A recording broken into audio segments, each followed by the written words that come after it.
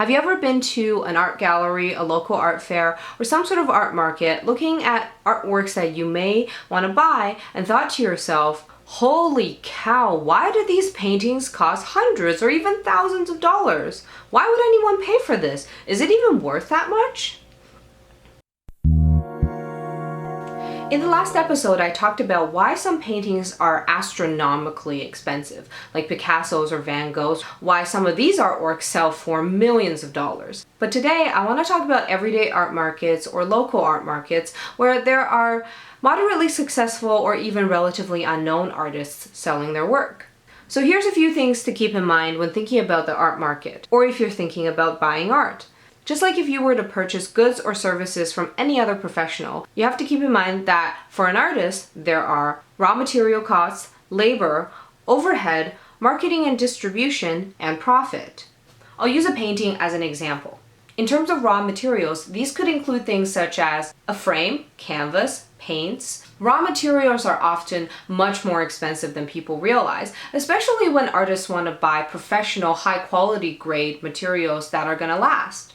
Generally, just in the raw materials, an artist could be spending a few $100s. When it comes to labor, this of course vastly depends on how long an artist spends doing a particular artwork. For a painting, let's say an artist spent 20 hours and they would like to be paid about $20 per hour. This costs at least $400 just in labor costs.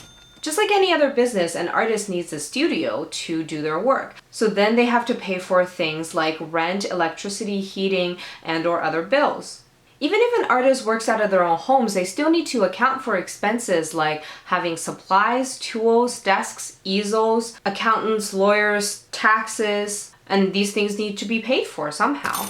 Another thing that people don't normally think about is marketing and distribution. Now, many artists, in order to sell their works, are represented by a gallery. And galleries will generally charge commission, and this could be up to 50% of the artwork. You may ask, why does an artist need a gallery representation?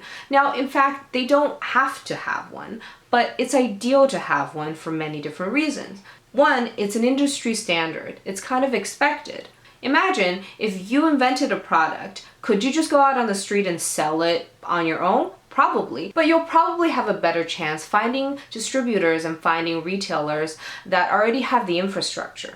An artist is also an artist. They may be good at what they do in terms of their craft or their art skills, but they're not marketers. So why not leave the job of marketing their artwork and selling them to professionals like those who work at galleries? Now, lastly, there is profit.